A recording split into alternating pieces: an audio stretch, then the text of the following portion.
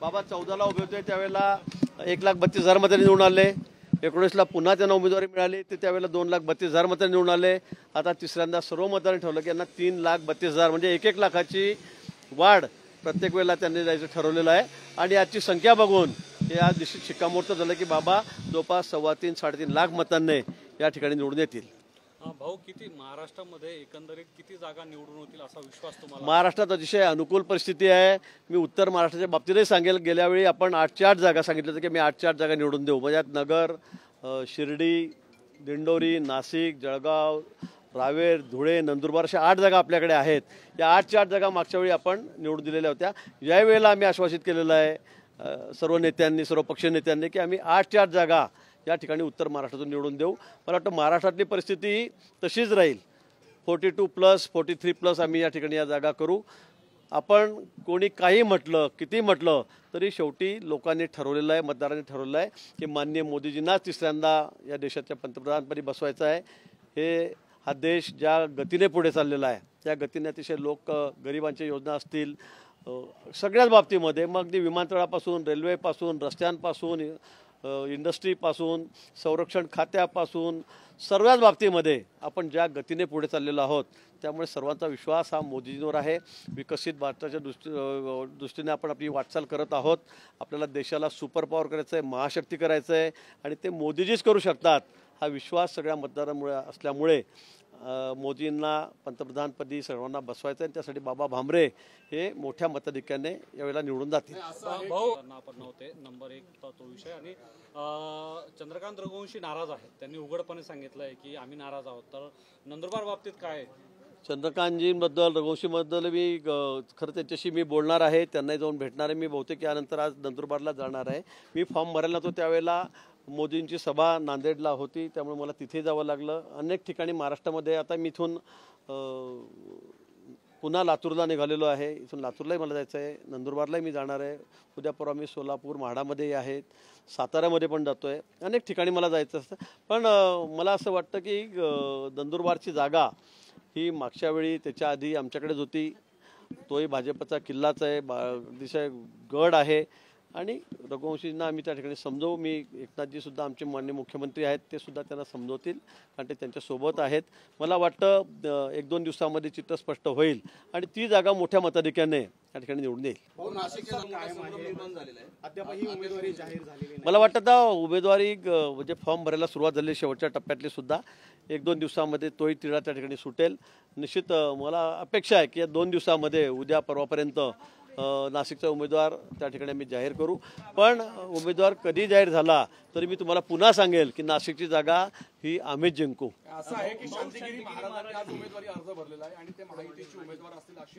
आता पक्ष मिळून सगळे जो निर्णय होईल आमच्या महायुतीच्या माध्यमातून तो निर्णय होईल। मग बाबाजींना दिलं तरी ते आमचे उमेदवार राहतील किंवा कुणाला दुसऱ्याला दिलं तरी ते आमचे उमेदवार। पण मी एक गोष्ट निश्चित सांगतो, निर्वाद सांगतो की नाशिकसुद्धा मी उत्तर महाराष्ट्र नाशिक धरून सांगितलेलं आहे 8-4 जागा आमच्या निवडून येतील, त्यात नाशिकसुद्धा आहे। निर्णय काही उद्या कसाही उद्या पण निश्चित जनमत हे आमच्या बाजूने आहे, मोदीजींच्या बाजूने आहे। नाशिककरता अधिक सुजाण आहेत, त्यांना माहीत आहे काय करायचं काय नाही। नाशिक शहर त्याच्यामध्ये आहे, त्यामुळे काही झालं, थोडा उशीर जरी झाला तरी नाशिकची जागा ही महायुतीचीच त्या ठिकाणी निवडून येईल। आता मी सांगितलं की अजून तो निर्णय व्हायचा आहे। मला वाटतं आज उद्यामध्ये तो निर्णय होईल, पक्षश्रेष्ठी निर्णय घेतील, दिल्लीहूनही तो निर्णय होईल, सगळे त्यांच्याशी बोलतील। एकनाथजी आहेत, अजितदादा आहेत, देवेंद्रजी आहेत, बावनकुळे साहेब आहेत, ते सगळे वरती बोलतील। पण मला वाटतं 2 दिवसामध्ये उद्या परवामध्ये हा निर्णय त्या ठिकाणी अपेक्षित आहे।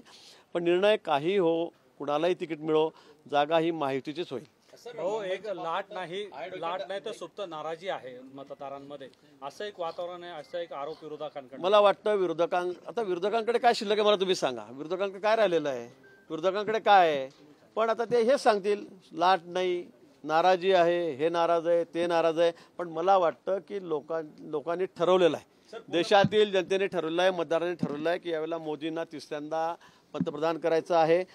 400 क्रॉस करायचं आहे, 400 पार करायचं आहे, स्पष्ट बहुमत त्यांना द्यायचं आहे। आणि त्यामुळे मला वाटतं की ज्यावेळेला 4 जूनला निकाल लागेल त्यावेळेला विरोधकांना सुद्धा कळेल की आपण किती खोट्या विश्वामध्ये, किती छोट्या स्वप्नामध्ये वावरत होतो।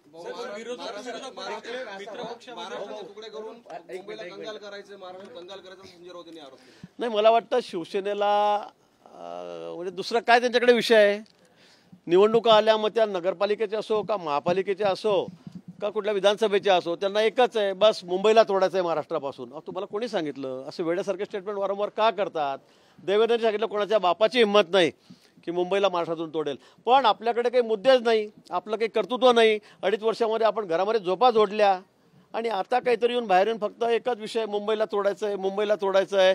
दुसरा विषय संविधानाचा आहे, तोही असाच आहे. माननीय मोदींनी वारंवार सांगितलं आणि देशातला त्यांचा विश्वास आहे, संविधान बदलायचं. हात एक नवीन आयटम आता निघालेला आहे, नवीन कार्यक्रम त्यांनी हाती घेतलेला आहे. खोट्या बातम्या काय द्यायच्या, खोट्या बातम्या पेरायच्या, जनतेमध्ये काहीतरी वेगवेगळं काहीतरी पेरायचं आणि अशा दृष्टीने प्रचार करायचा. कारण स्वतःचं कर्तृत्व काहीच नाही आहे. पवार साहेबांनी 60 वर्षामध्ये काही केलेलं नाही. हे महाशय आपले ठाकरे साहेब 2.5 वर्ष मुख्यमंत्री होते, घराच्या पायरी त्यांनी ओलांडली नाही, मंत्रालयाची पायरी ते चढले नाही आणि आता सांगतायत मुंबई तोडणार आहे, संविधान बदलणार आहे.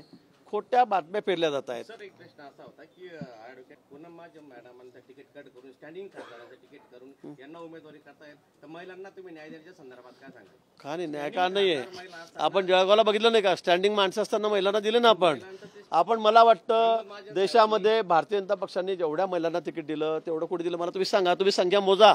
अजूनही झालेल्या निवडणुका जेवढ्या निवडणुका झालेल्या आहेत त्यात आपण बघा महिलांची संख्या, सगळ्यात जास्त महिला उमेदवार या भाजपच्याच आहेत. जळगावचंच आपलं उदाहरण घ्या ना, खानदेशमधलं. इकडे पवार मॅडम आहेत आपल्या, त्या पण आहेत. आता इकडे 2 महिला आहेत, इकडे तुमच्या नंदुरबारला. पण तुमचं असं म्हणणं आहे का की सगळ्या जागा महिलांना देऊन टाका? आपल्या दिंडोरीच्या उमेदवार हा मुद्दा भारतीय जनता पार्टीमध्ये त्यांचा सिंहाचा वाटा आहे प्रबोध पाटील साहेबांचा आणि त्यांच्या कन्याला तिकीट कट करून वकील साहेबांना तिकीट दिलं. या बाबतीत आपली पक्षाची भूमिका अहो आता असं हे बघा, आता तुम्ही असं प्रत्येकाच्या बाबतीत विचाराल तर मग त्याला मजा नाही. आता शेवटी आमच्या हायकमांडने निर्णय घेतलेला आहे, आमच्याकडे काही पद्धती आहेत, त्यांनी निर्णय घेतलेला आहे. त्यांनी निर्णय घेतला आणि त्यांनी तो केलेला आहे. त्यामुळे महिला मी सांगतो की भारतीय जनता पक्षाने जेवढ्या महिलांना तिकीट दिलं तेवढं कोणाला दिलेलं आहे? मागच्या वेळेपेक्षाही या वेळेला जास्त तिकीट महिलांना भारतीय जनता पक्षाने दिलेले आहेत. आपण बघा, आकडा काढा, सर्वात जास्त महिलांना तिकीट दिलेलं आहेत. नुसते जळगाव जिल्ह्यामध्ये आमच्याकडे तर 2 महिलांना दिलेले आहेत. दिलेत की नाही? तुमच्या पुन्हा नंदुरबारची जागा महिलांना दिलेली आहे. उत्तर महाराष्ट्रात जेवढं महिलांना दिलं 50% वर जागा उत्तर महाराष्ट्रामध्ये, 8 पैकी तर 4 तर महिलाच आहेत आमच्या, आहेत की नाही? मग 33% सोडा, 50% महिलांना आम्ही न्याय दिलेला आहे. ते का बोलत नाही तुम्ही? त्याचं असं तुम्ही भारती पवारांचं नाव घेतो, विचारतो की भारती पवारांना प्रचाराच्या दरम्यानच मतदारांचा जो काही रोष आहे तो नाही. कसं आहे, तिथे थोडा कांद्याचा प्रश्न होता, त्यामुळे ते साहजिक आहे.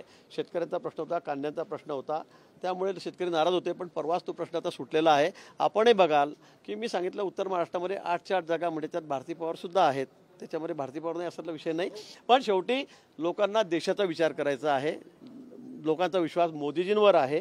त्यामुळे तुम्ही बघाल की ज्यावेळेला निवडणुकीचा निकाल येईल त्यावेळेला 8 जागा आमच्या उत्तर महाराष्ट्रात निवडून आलेल्या दिसतील. दादा बोला.